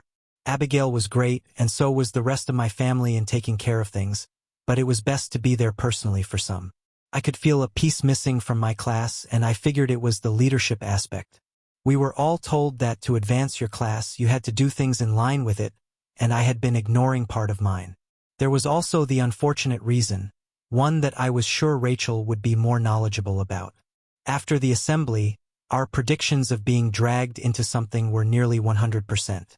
Whether someone wanted to attack us directly, draw us in by attacking Vanessa, or by Marcus calling on us for aid. There was also the personal reason of wanting to see my family again. I wanted to see how far Anna had come with her new class, I wanted to see how the city was doing, and I wanted to see how the orders were doing. There was a lot I was missing out on while I was away. I had known, back when I first started my trip, that I wouldn't be able to do everything I wanted. Advancing through D-rank was going to take a lengthy amount of time, and trying to rush through it was only going to go poorly. That being said, there was one last thing I could do before I was forced to turn around. Running back wouldn't take as much time since I could run straight there, so I still had a few weeks to get one last thing accomplished. Advancing my body would require setting up a formation. I didn't have the resources for my mana, and my law and spirit both had their own issues, but I could do one thing. Evolve my bloodline. Chapter 378. Damned if you do, damned if you don't. Chris POV. Thankfully, of the 5 potential upgrades I could now do, evolving my bloodline was the easiest and most straightforward. Like most things related to bloodlines, it was supposedly instinctual. Similar to how the previous strengthening and purifying a bloodline was instinctual. I wasn't sure if all of that was true, but seeing how it had been so far, I chose to believe it. While the theory of what I was about to do sounded simple, I wasn't sure if the practical application would be the same. In theory, evolving a bloodline was similar to strengthening it, just with a lot more energy and mana involved so that a qualitative change was forced, rather than a quantitative one. Evolving a bloodline came with a few prerequisites that had to be met, though, so you couldn't just throw mana at the problem and hope for an evolution. Well, you could, but that was a great way to blow yourself up. The first was that the bloodline had to be capable of evolving. There had to be a higher tier it could evolve to. If the bloodline was already at the maximum tier it could reach, it couldn't evolve any further along the regular progression, and shoving mana and energy into it wouldn't do anything. You had to seek out other opportunities to push it further. Treasures, blood essence to merge it with, or something else out in the wider universe. For humans, that usually meant switching to a new bloodline that had a higher ceiling, but for beasts, that process was much more intricate and something that wasn't important right now. The second requirement was that the bloodline had to be at the maximum amount of drops and the highest purity possible. That requirement wasn't as hard-coded as the first one, but it made the process smoother and less dangerous. Pushing a bloodline as far as possible made the energy requirement for evolving it lower, meaning that at the time of evolution, there was less needed to control and absorb. Less energy required translated into less risk of things going wrong and a higher probability of succeeding. Other than those two prerequisites, there was a third, but that one was more common sense than anything. After pushing your bloodline forward a tier, your body needed to be able to withstand it. That rule was especially true for humans, who commonly had bodies less resilient than beasts of the same rank. It was the same reason that I had to start low when I first imbibed my bloodline. My body wouldn't have been able to handle anything more powerful. Now, though, after reaching D rank and having thousands of points in fortitude, I could withstand going up a tier. Not to mention my body of stone as well, which was perfectly suited to withstanding the type of energies my bloodline gave off. All of that said, the process was simple. Find an area high in the same type of energy as your bloodline and force as much of it as you could into it. A threshold would be reached when enough energy was gathered, and the bloodline would do the rest on its own. The only thing you had to do after that was withstand the aftermath. Being as far north as I was, the area was already dense in the energy I needed, but I still carved a mana-gathering formation into the ice below my feet. I didn't spend the time using Tier 2 runes, as they weren't necessary and would take weeks to set up. With my skills and expertise, Tier 1 runes could be done in a few hours, and carving them directly into the ice only made things easier. The formation didn't have to be permanent, so I didn't even have to fill the grooves with anything, either only carve the shape after purifying the ice. After that, I sat in the middle and did the same thing I had when igniting my mana heart. Gathered as much mana as I could. The same feeling of ice creeping through my veins assaulted me, but it wasn't as harsh this time.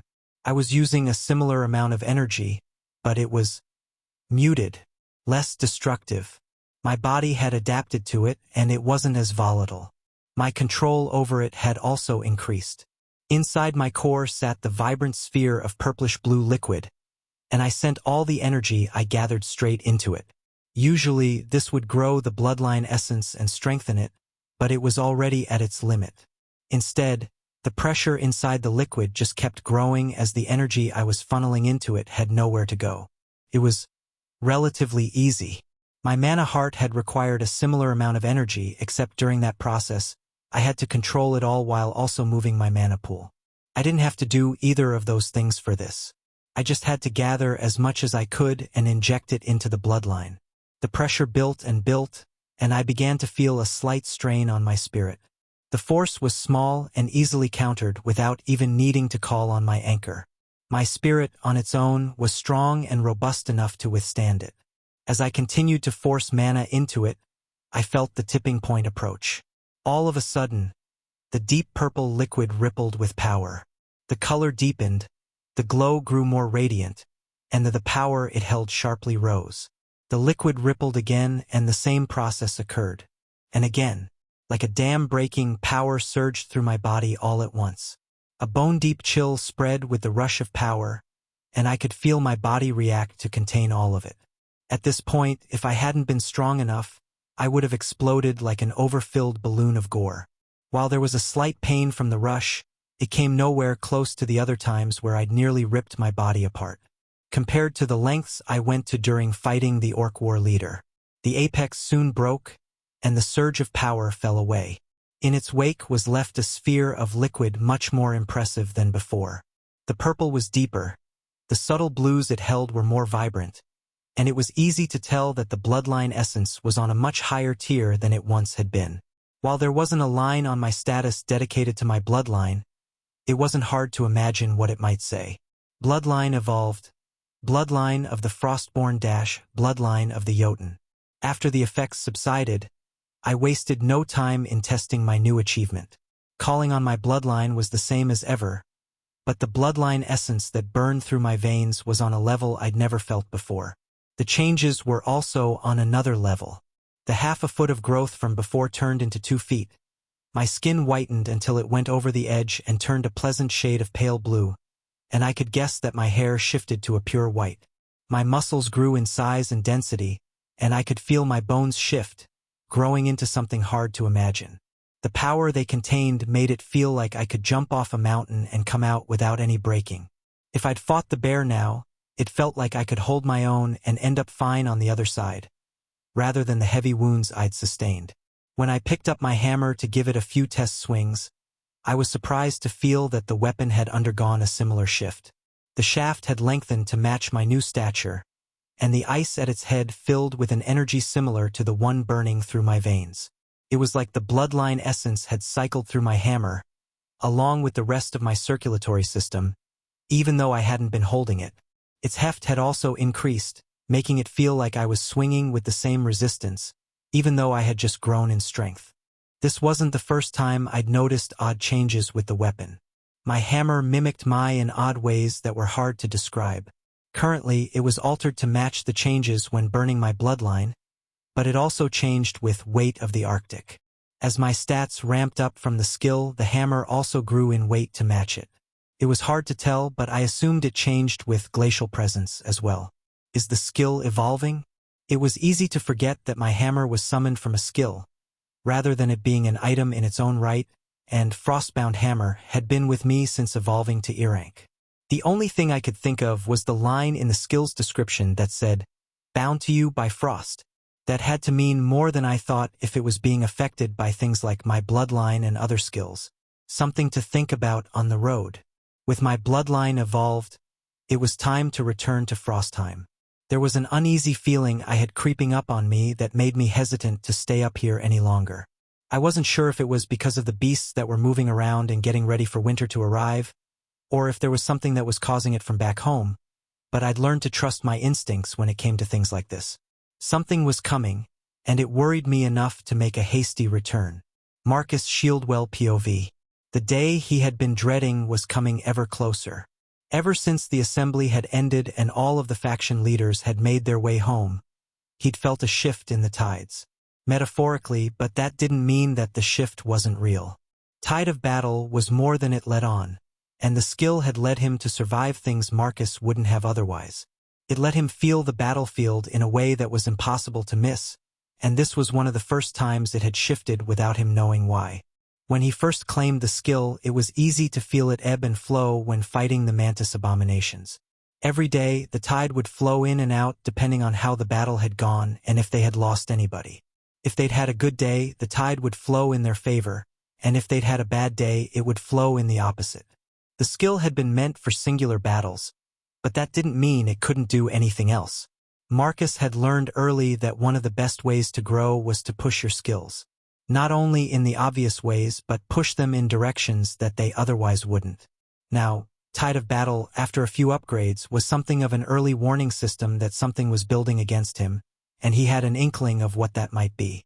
The fact that the subtle shift had started the day before the assembly first began, it wasn't hard to imagine the cause. That it was now showing more movement on a much grander scale, it only made that possibility more likely. Michaela and Tasunka were going to attack him.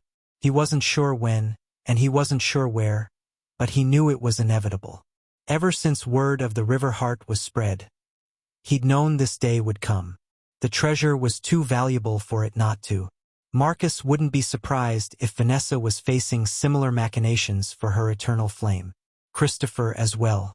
Those who knew of his strength wouldn't dare think of having designs on his glacial seed, but those who only heard rumors and snippets, they would make their funeral arrangements without even knowing it.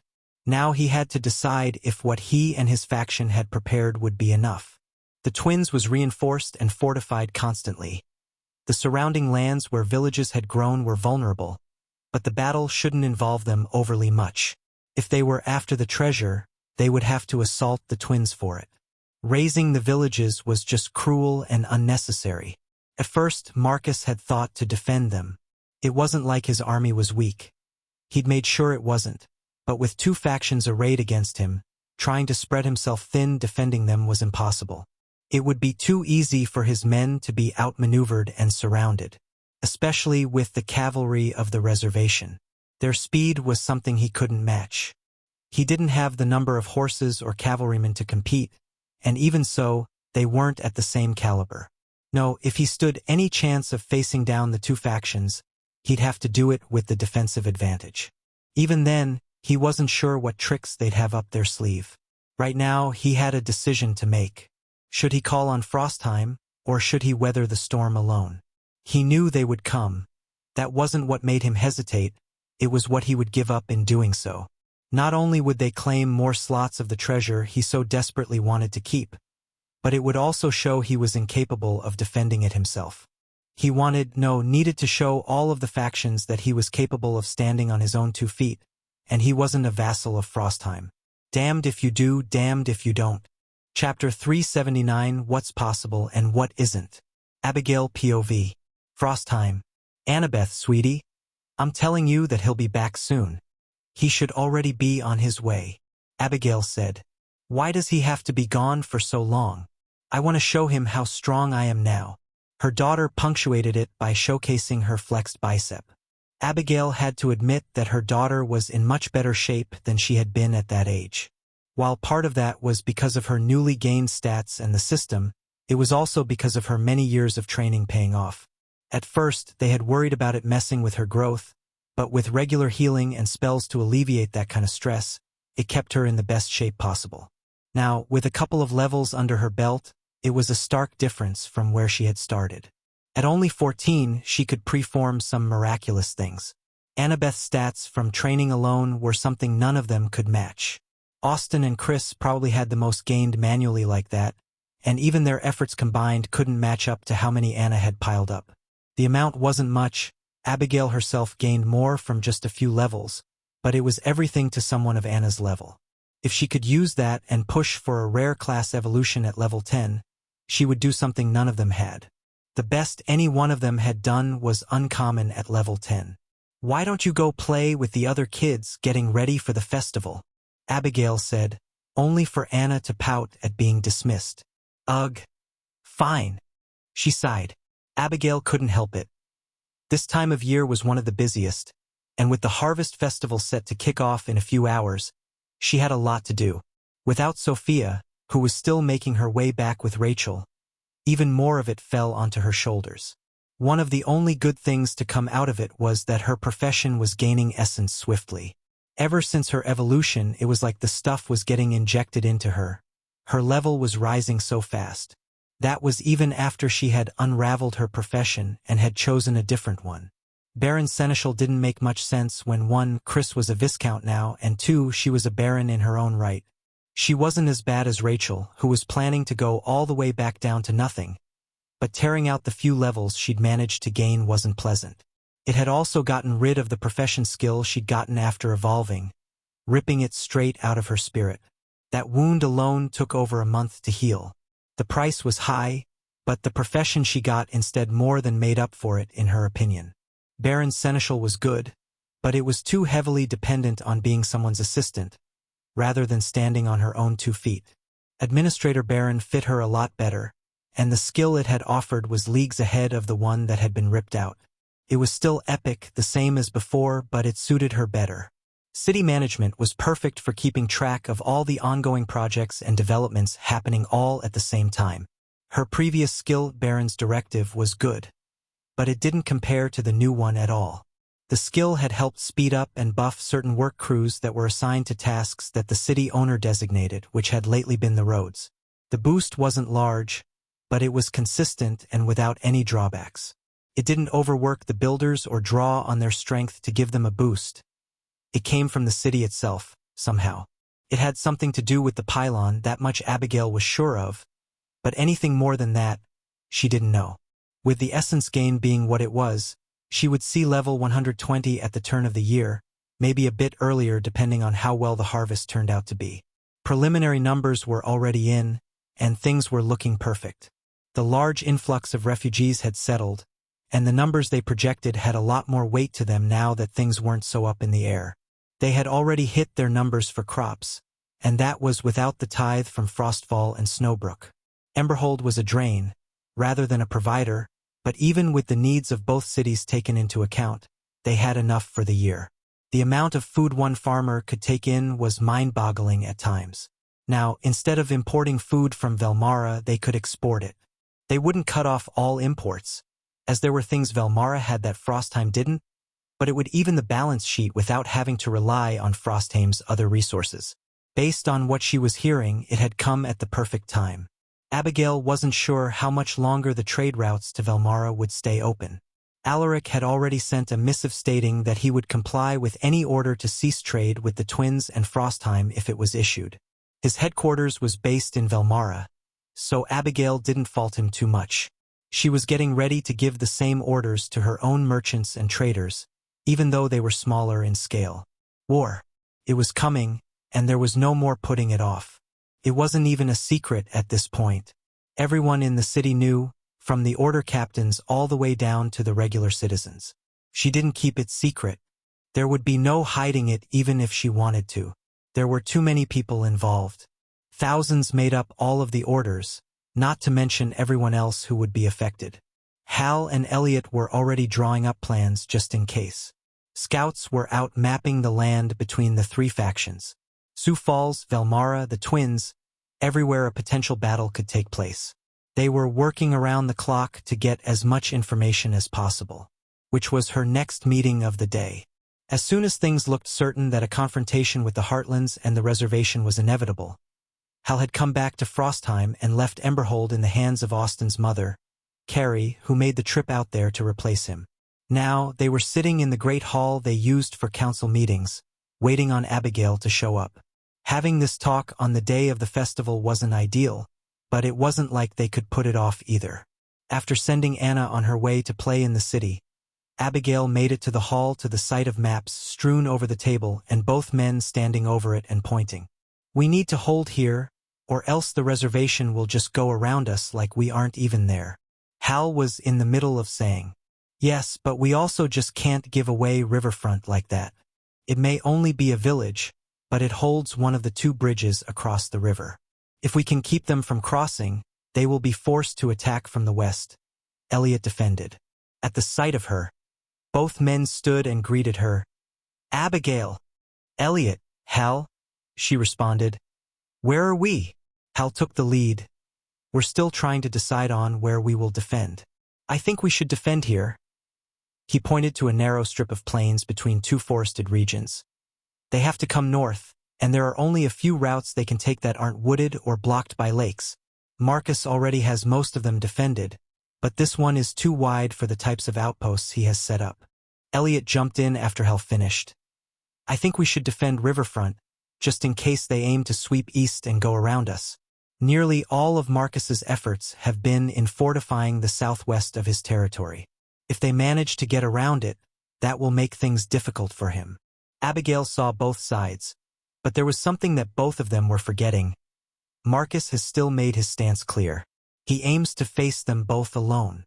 "He will lose," Hal said simply. "The Heartlands have too many people, and the reservation has too mobile an army.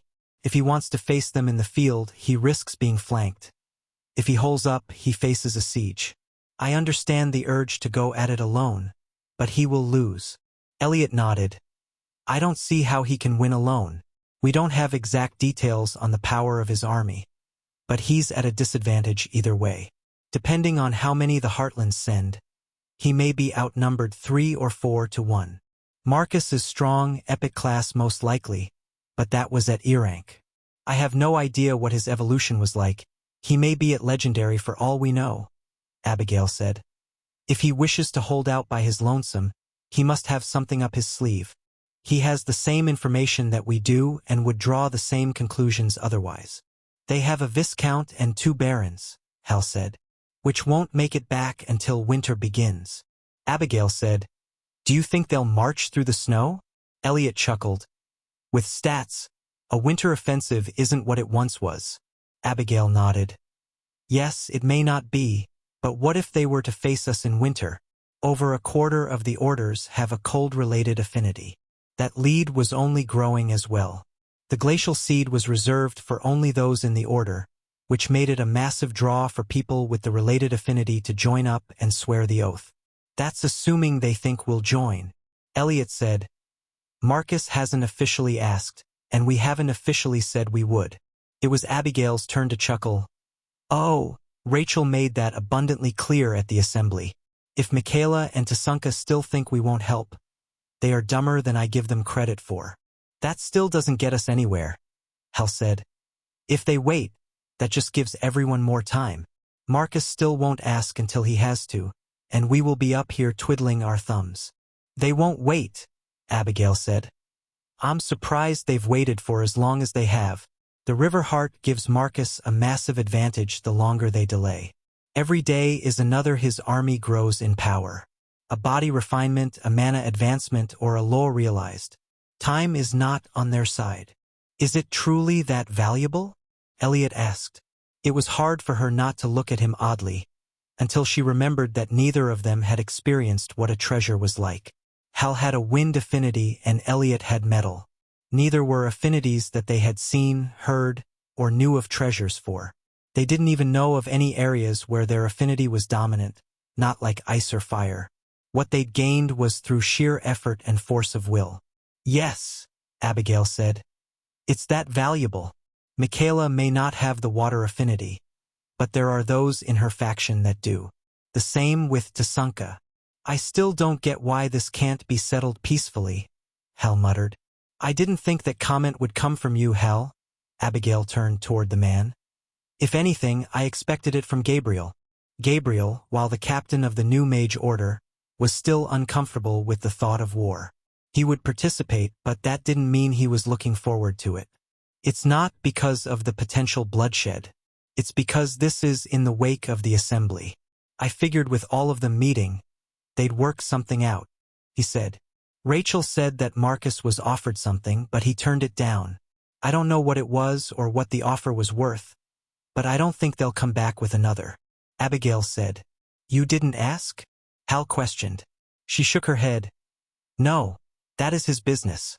If he wants to tell us, fine, but I will not be the one to ask. Even if it's the reason we're dragged into this? Marcus isn't stupid. If he said no, that means he had a reason to. Abigail defended. Just like he has a reason not to call on us right away. When Hal didn't come back with anything, Elliot shuffled a few maps around. Maps detailing the region around the twins were moved out of the way for maps of flame falls. Instead of placing the new map on top of the old one, Elliot placed the two side by side on the table. Hal raised an eyebrow, and Abigail waited for the order captain to speak. There is a possibility that both factions might be attacked at the same time, he said slowly. Or, if not at the same time, then close enough that the first conflict may not have ended before the other one starts.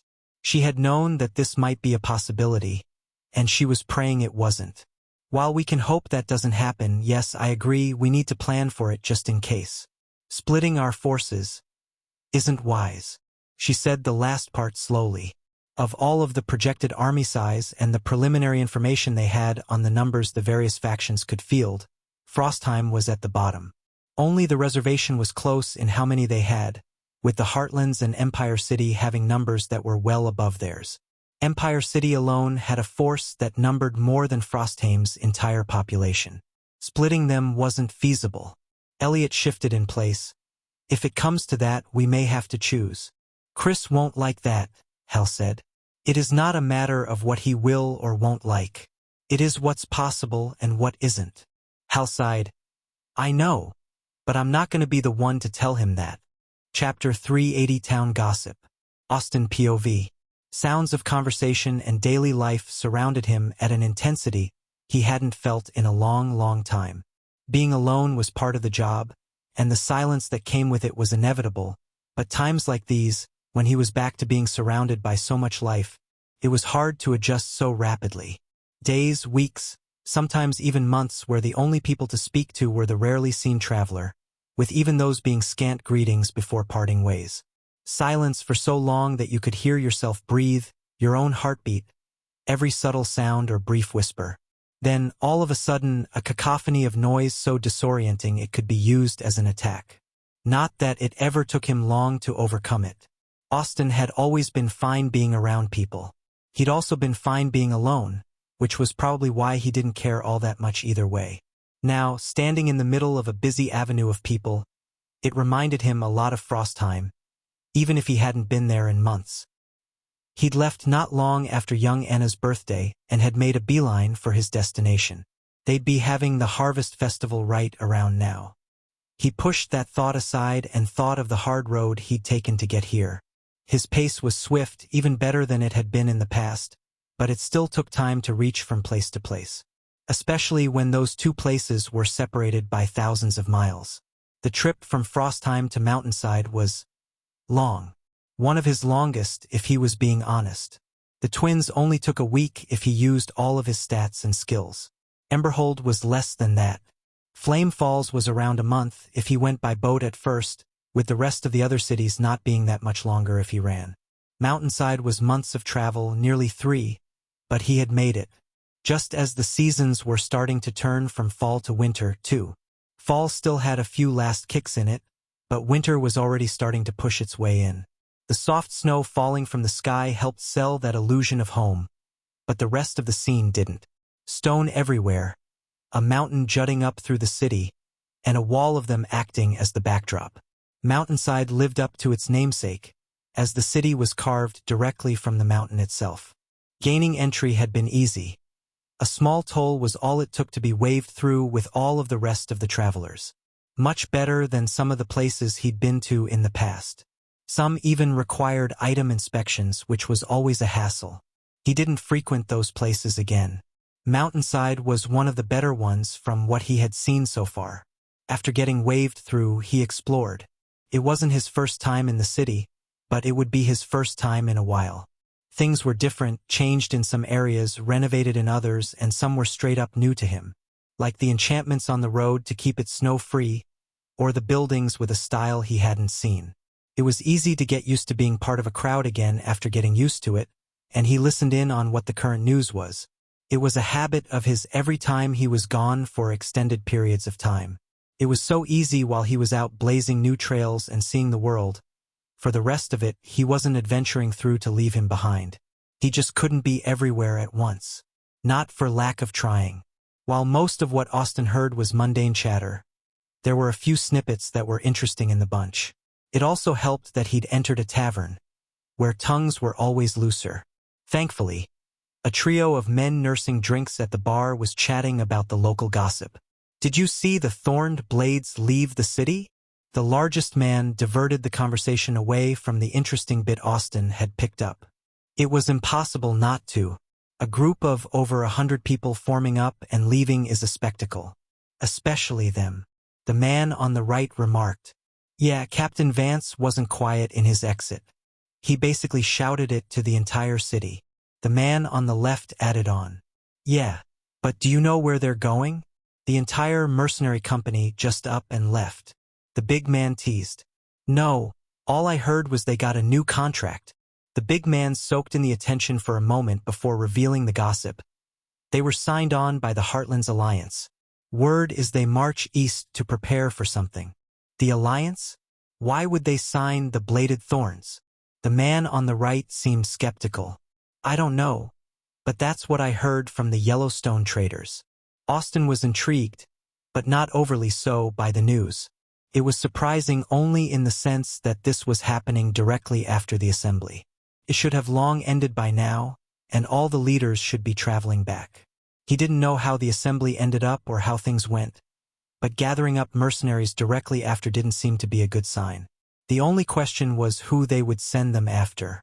Austin had a guess, but the trio didn't stay on the topic long, as after the big man was finished spilling what he had heard, the man on the left got excited to share news of his own. Did you hear what happened in Greenwood? I heard Lady Jayla came to blows with the Lord there. Oh, news on the resident Lord? That was interesting of itself for a few reasons. He didn't know where or what Greenwood was, but that sounded interesting. He remembered Jayla from the test, and anyone who would be talked about in the same sentence as her had to be someone strong. If they had come to blows, then that just proved that further. No, she didn't, you numbskull. There was a trade dispute that people blew out of proportion. If Lady Jayla came to blows with anyone, they would be dead. The big man argued. That's not what I heard from a friend in the guard. She said it got heated when the Lord of Greenwood wouldn't let her through his territory. The news was also in line with what his goals for coming here were. From snippets he'd picked up and the news of what had come out of Mountainside. He knew Jayla was looking for a way through the mountain, and that not long ago she'd found it. The opportunity to explore west of the mountains? That wasn't something Austin was going to pass up. He knew Jayla had already crossed through the mountains and was already in the west. If she were having conflicts with someone, then this Greenwood should also be in the west. Which was information he didn't have, since any news of the other side of the mountains wasn't just scarce, but unavailable. Austin wanted to see this new place for himself, but he also didn't like going in completely blind. Blindfolded, maybe, but not completely in the dark. With a smile and a flick of a silver coin, he grabbed the barman's attention. "For of what they're having, please." The man was a professional, as it took only a blink to have 4 full Alesh sitting in front of him and his coin disappear. It was way overpriced, but Austin didn't much care. A silver was easy enough to gather. Austin gathered the drinks and made his way down the bar toward the men with a smile. "Howdy, lads. I couldn't help but overhear about this Greenwood, and find myself curious to know more." The men weren't pleased at the interruption, but they did reach over and accept his offering. A good place to start. "Anyone ever tell you it's rude to eavesdrop?" The big man took the lead, which was unsurprising. He seemed the most animated among them before Austin's arrival. "Ah, you have me there. But you can't expect privacy in a crowded room like this, especially for those with enough perception." Austin smiled. "I don't ask for much, just to know about this new city. Where it is, who runs it, what faction it's a part of. It fascinates me." Seeing how he wasn't asking for any big secret, the 3 relaxed slightly, with the big man saying, "You must not be from here." "Nope. Afraid not. I'm just stopping by before making my way through the hole. Figured I might as well get some info on what's on the other side while I wait." Austin took a drink and let out a satisfied sigh. The beer wasn't the best he'd had, but it was at least palatable. Some places had beer so bad it should be a crime. Others had stuff so weak it didn't work on someone of his level. But this was good enough while also still being effective. A rarity, but not a surprise with the size of the city. Greenwood ain't far from where the hole drops you off once you cross through. Impossible to miss, but hard to enter. They're big sticklers on who they let in or through their territory. The man on the left answered, "Expect to be searched if you aim to stay in the city." One of those places. "Anything else of the West you care to share?" Austin put on a winning smile, but it didn't seem to work. "The beer was appreciated, but we ain't an information house. Go find someone else to wring information out of." "Thanks for the info. I'll leave you guys to it," he said and drained the rest of the ale. It was unfortunate but expected. Not many people like strangers, and already getting as much as he had was enough.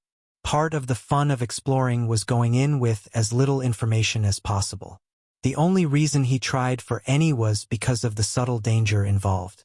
If someone on the level of Jayla was involved, Austin couldn't go into it with his usual attitude. With perception being what it was, the rest of the tavern had heard the conversation, and Austin doubted anyone else would appreciate him going from person to person, so instead, he left. His turn to get through the hole wasn't until 2 days from now, so he had enough time to get a little more information if he wanted to without resorting to badgering people. Plus, he had a few other places to be. The last time he was in Mountainside, he'd spent a wonderful night with a friend he'd made, and he hoped to see if she was still there. She'd know the same as the tavern men, hopefully, and would fill him in on what he needed to know. And if she wasn't there, he had 2 days to make a new friend. End of chapter 380.